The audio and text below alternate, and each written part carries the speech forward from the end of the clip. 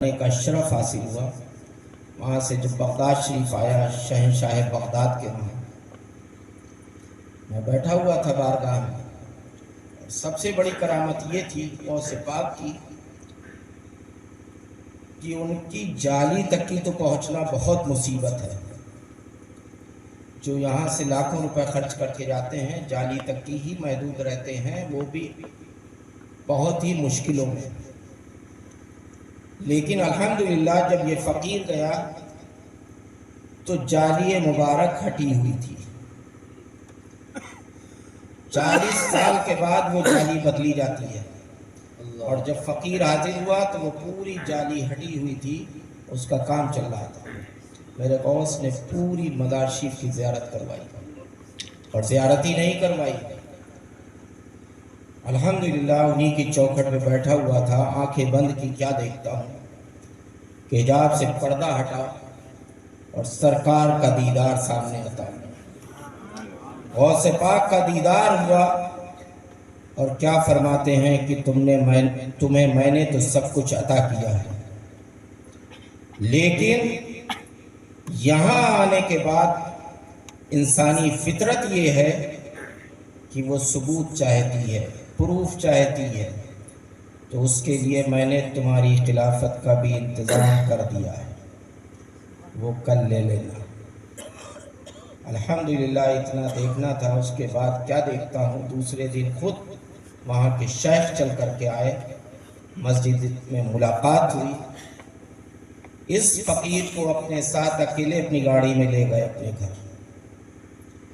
اور وہاں پر وہ زیارتیں کروائی جو آپ کیا اچھے اچھے علماء ہوں، پیر ہوں، فقیر ہوں، کسی نے نہیں کی ہے اور نہ کر پائے گا۔ ان ہاتھوں میں سب سے قیمتی چیز جو تھی، ہماری دنیا کا سب سے قیمتی اب تک کا جو سرمایہ تھا، وہ نبی کریم صلی اللہ علیہ وسلم کا پسینہ مبارک تھا، جو اپنے ہاتھ میں لے کر کے میں نے اس کو سونگا بھی اور زیارت بھی کی۔ وہ خوشبو نہ ابھی تک ملی ہے اور نہ ملے گی۔ اور تمام تبرکات غوث پاک کے وسیلے سے دکھائے انہوں نے، اور پھر خود ہی خواہش ظاہر کی، شیخ میں آپ کو اجازت دینا چاہتا ہوں۔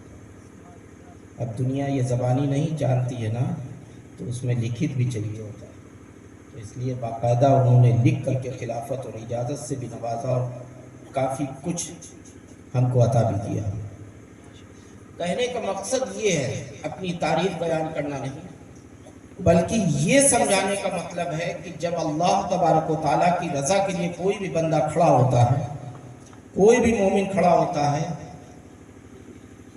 تو اللہ تبارک و تعالیٰ کی رحمت تو ہوتی ہے، ان بزرگان دین اولیاء اکرام کی نظریں بھی اسی شخص پر ہوتی ہیں، اور اللہ اسی سے کام لیتا ہے جو وہ اس لائق ہوتا ہے۔ یہ ہر آدمی کے بس کی بات نہیں ہے۔ کتنے کتنے عامل پڑے ہیں، کتنی کتنی بابا گیری ہو رہی ہے، کیسے کیسے لوگ نقش لکھ رہے ہیں، کیا پائیں کیا کر دیں، کس کو چاہیں دنیا سے اڑا دیں، جس کو چاہتے ہیں تمام مصیبتیں پریشانیوں میں مبتلا کر دیتا ہے۔ لیکن وہ شخص بالکل یہ اچھی طریقے سے یاد رکھے، کوئی شخص اگر کسی دوسرے کے لیے غلط کرتا ہے، اس کو ستانے کے لیے کرتا ہے، اس کو پریشان کرنے کے لیے کرتا ہے، اس کی جان لینے کے لیے کرتا ہے، تو وہ شخص یہ بہت ہی اچھی طریقے سے سمجھ لے، ایک نہیں تم 24 گھنٹے سجدے کرتے رہو، سر کو رگڑتے رہو، لیکن تم کبھی خدا کی قسم جنت کی خوشبو بھی نہیں سونگھ پاؤ گے، کیونکہ اللہ تبارک و تعالیٰ اس شخص کو کبھی نہیں معاف کرے گا جس نے کسی پہ ظلم کیا ہے۔ جب تک وہ نہیں معاف کرے گا، اللہ بھی نہیں معاف کر سکے۔ میرا کہنے کا مقصد یہ ہے کہ آپ تمامی حضرات جو بھی بیٹھے ہیں، آپ کا پڑوسی ہو، آپ کا رشتہ دار ہو، آپ کا گاؤں والا ہو، کسی کے لیے برا مت کریے، نہ برا کہیے نہ برا سنیے۔ کہیں پہ غیبت ہو رہی ہے تو آپ چپ چاپ اس جگہ سے اٹھ کر کے چلے جائیں، کیونکہ جو غیبت کرتا ہے وہ تو گنہگار ہوتا ہے، جو اس کی ہاں میں ہاں ملاتا ہے وہ اتنا ہی گنہگار ہوتا ہے۔ تو ایسی جگہ سے آپ لوگوں کو ہٹ جانا چاہیے، اپنے سینے کو کینے سے پاک رکھیے، تمام برائیوں سے دور رکھیے، تمام غلاظتوں سے دور رکھیے۔ اور ابھی میں نے ہمارے مولانا نیاز برکاتی صاحب نے بہت ہی اچھی چیز بتائی کہ میں نے سنا ہے کہ اس گاؤں میں یہ ہے کوئی ڈی جے بجا لے گا تو 5,000 روپے جرمانہ پڑے۔ یہ کوئی اچھی بات نہیں۔ جو پیسے والا ہوئے گا 5 کا 10,000 دے گا، لو ہم تو بجائیں گے، کھلا بجائیں گے۔ بھائی تمہیں پیسے تو چاہیے نا، میری سمجھ میں بات نہیں آئی، یہ تو پیسے پہ آ کے گئی۔ میرا کہنے کا مقصد یہ ہے کہ آپ لوگوں کو اب ہوش میں آ جانا چاہیے۔ آپ اسی گھر میں شادی کیجئے جس گھر میں لڑکی عالمہ ہو، جس گھر میں لڑکی 5 وقت کی نمازی ہو، جس گھر میں لڑکی قرآن کی تلاوت کرتی ہو، اس گھر میں شادی کرنا شروع کیجئے۔ خدا کی قسم نہ ادھر سے ڈی جے آئے گا نہ ادھر سے جائے گا۔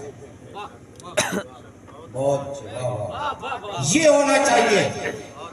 یہ 5,000 اور 2,000 10,000 11,000 سے کام نہیں چلے گا۔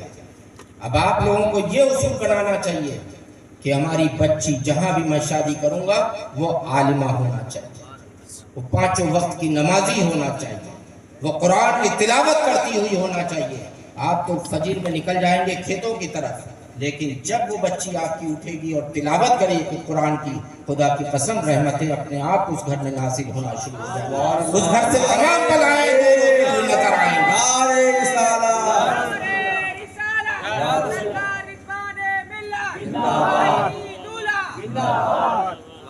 اس گھر سے تمام بلائیں دور ہوتی ہوئی نظر آئیں گی۔ آپ کو واقعی اگر معاشرے کو سدھارنا ہے تو ایسی بچیوں کو پیدا کیجیے، انہیں تعلیم دلائیے، انہیں 5 وقتہ نماز پڑھنے کی آپ تاکید کیجیے۔ اور بچے کی جو پہلی درسگاہ ہوتی ہے وہ ماں کی گود ہوتی ہے۔ اگر جب ماں عالمہ ہوگی تو بچے کو اچھی تعلیم دے گی، اگر ماں 5 وقتہ نمازی ہوگی تو بچے کو بھی تاکید کرے گی، شوہر اگر بگڑا ہوا ہے تو اس کو بھی عمل کروائے گی۔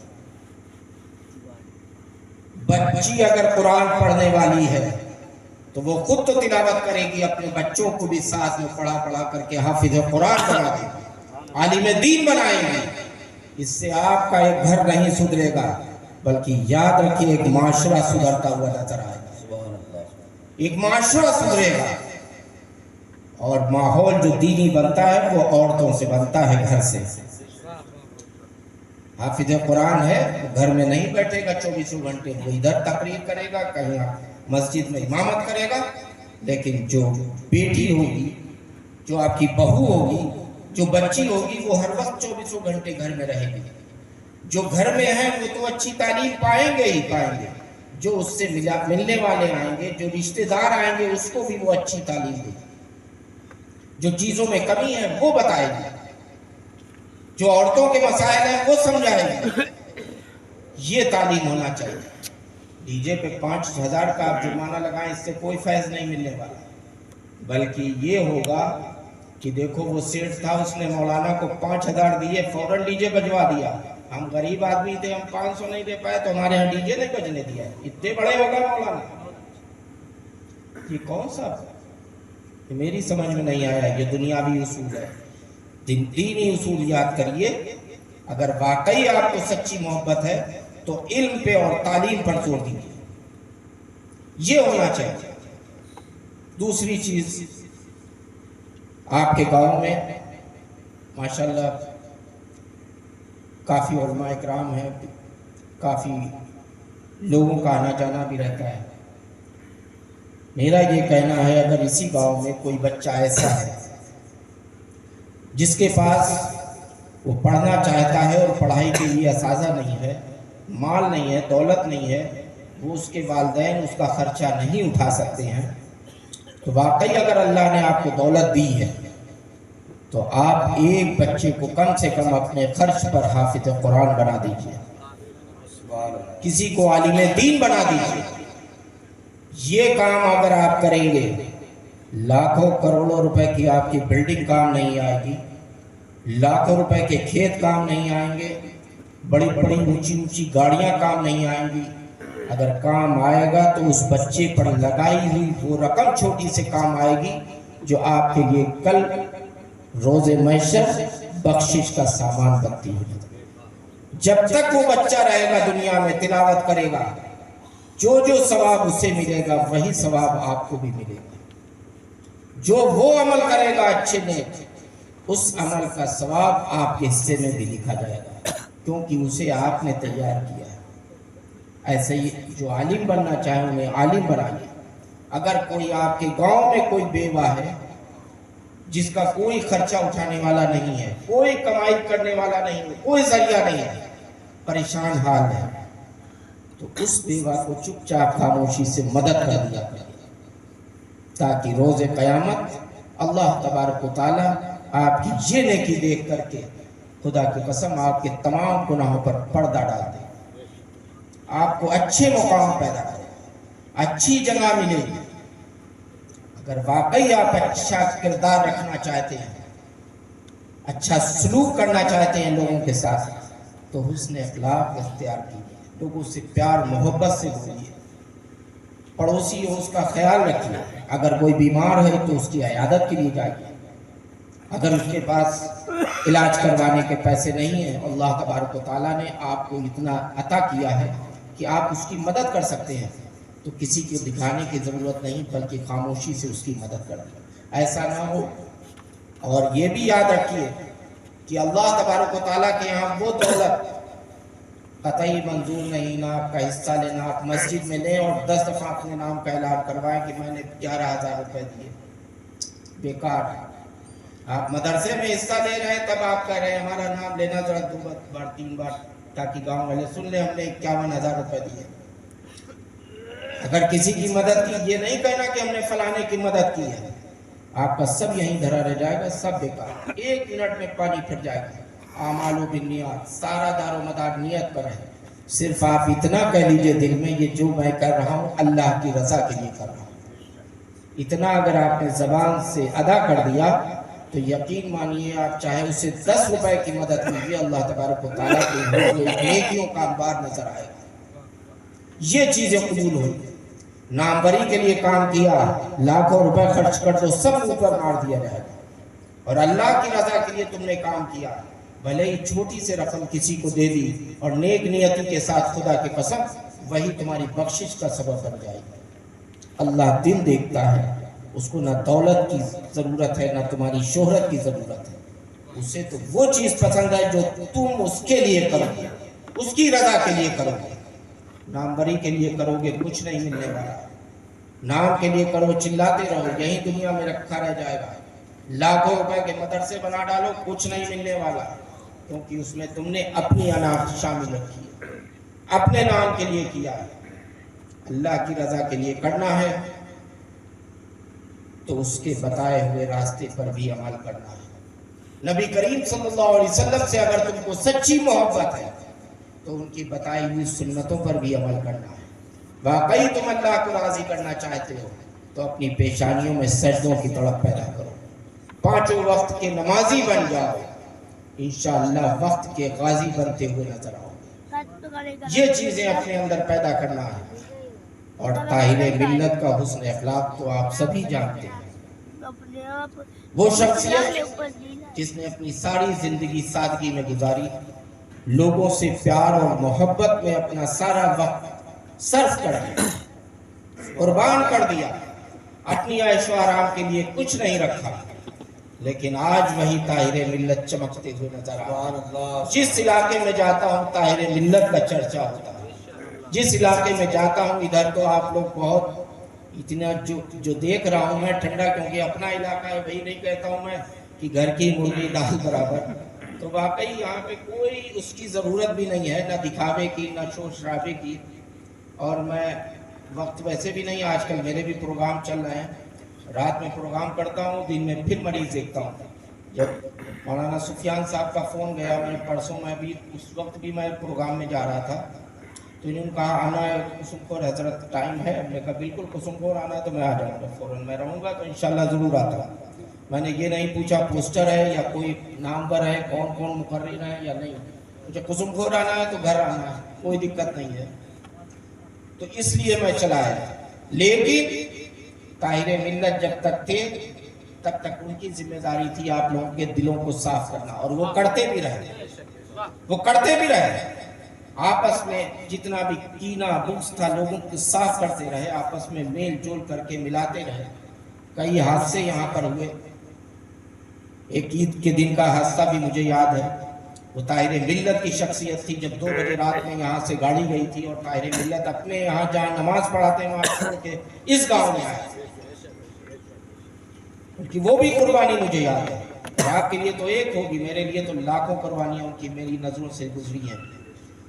تو وہی چیز آپ لوگوں تک پہنچانے کی ذمہ داری اب ہم لوگوں کی، پیار محبت سے رہیے، نہ کسی کو برا کہیے نہ کسی کا برا سنیے، دلوں کو صاف رکھیے، پڑوسیوں کا خیال رکھیے، کوئی بیمار ہو اس کی عیادت کے لیے جائیے، اور جو آپ کو نیک عمل میں دے رہا ہوں کہ اپنی بیٹیوں کو ضرور عالم دین بنائیے، انشاءاللہ یہ قیامت کے دن آپ کے لیے بھی بخشش کا سبب بنے گی، اور نہ جانے کتنی آنے والی نسلوں کو یہ سدھار دیں گی، آپ اس کا تصور بھی نہیں کر سکتے۔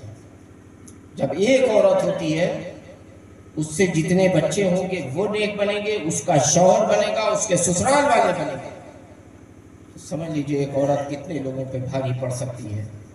اپنی بیٹیوں کو ضرور علم سکھائیے، نمازوں کی پابندی کروائیے، اور قرآن کی تلاوت ضرور کروائیے۔ انہی لفظوں کے ساتھ، کیونکہ وقت بھی زیادہ ہو چکا ہے اور آپ لوگوں کی بھی میں مصروفیت سمجھتا ہوں، تھکاوٹیں ہیں، اللہ تبارک و تعالیٰ آج کی اس نورانی محفل کو اپنی بارگاہ میں قبول فرمائے، جو ہمارے کیا نام ہے